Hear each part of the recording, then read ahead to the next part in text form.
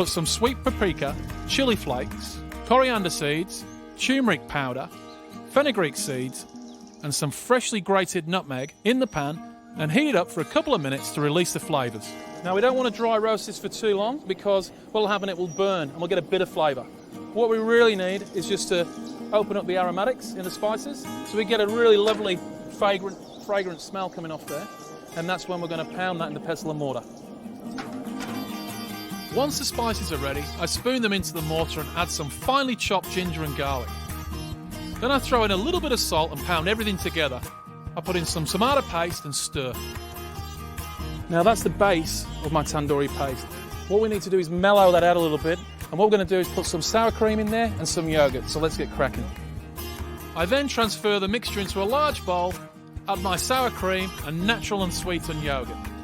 Now then, what we have to do now is marinate our fish. And what Brendan's done is actually cut a few slits in there so we can get a little bit of this marinade into the meat. I'm going to marinate this for half an hour only, that's it. In she goes. Now I'm going to use my tongs because there's turmeric in here and it tends to stain your hands and stays on there for ages. So I finished marinating the fish and put them in the esky for half an hour. While Paul's focusing on the marinade, I prepare the fondant potatoes. Earlier on, we made a fish stock to cook our potatoes in. We boiled up the snapper heads in a large pot with some garlic, onions, celery and a good squeeze of lemon juice. After about 30 minutes, we then strain the stock. Now, I grab some Desiree potatoes, peel them and push a round cutter through the whole potato to get a circular shape. Cut off the ends for a nice clean finish. He's got a spud. I just hope they don't get a grip of that chilli or we're going to have an unhappy chicken. Now we place the potatoes in a pan and pour in the fish stock, just enough to cover them. Then I add some saffron and some salt and let them simmer. So what we're doing at the moment is we're actually top and tailing our snow peas. Really, really important that we get rid of this strand from here, otherwise it gets in your teeth. So as we peel it down, you can see the strand coming off. What are you on next, Brendan? Onto the avocado banana relish. For the relish, we need bananas, a little bit of chili, some eschalots, and avocado, all finely diced. I toss them all together in a bowl with a squeeze of lime juice, lemon juice, and some shredded coriander and mint.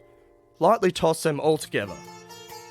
How are the saffron potatoes going? They're just... Well, the stock's reduced around them quite, rapidly. So what I'll do, once it's reduced down, I'll add some butter, Monty au beurre. What he means by that is just going to add a little bit of butter in there, and what that does is gives it a nice finishing shine. Okay, now, let's get our fish out. In goes the oil. Now we should probably get about 3 to 4 fillets in here. I'm going to put my fish in skin side down. What that does, it protects the flesh of the fish. And I cook it 3/4 of the time with the skin down. Now they will rise up, so I'm just going to gently push down till the actual flesh relaxes. If it does start to catch a little bit, then just turn the heat down and just relax. We're going to flick it over for around about 2 minutes, and then we're just going to turn the heat off, and the residual heat in the pan will carry on cooking the fish. All right, so as we can see here, the fish stock and the saffron is reduced down nicely. There's the tiniest little bit of liquid in there. So what I'm going to do, I'm going to throw the butter in now and get those potatoes just real ready to go. As you can see, we're just flipping our tandoori over.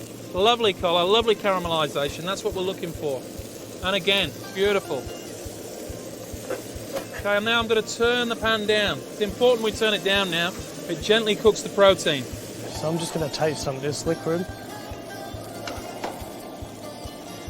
So that butter's just come through. And what happens, it enhances all the flavour. People are worried about health and all that, but butter is definitely flavour. Once every now and then, in moderation. Great. While Brendan is finishing off the potatoes, I place the snow peas into some salted boiling water for about 40 seconds. Strain off the water and add some butter and cracked pepper. Now we're ready for plating.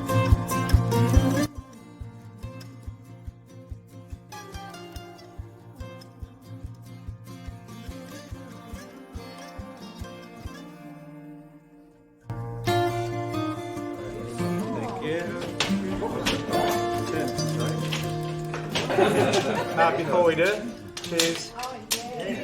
What a great day. And not a bad result. Not a bad result. Yeah, not too bad. Not too bad. Good. I hope you enjoyed. Well, we've had an incredible weekend in Coffs, and I really enjoyed that tandoori. If you'd like the recipe or to find out more about the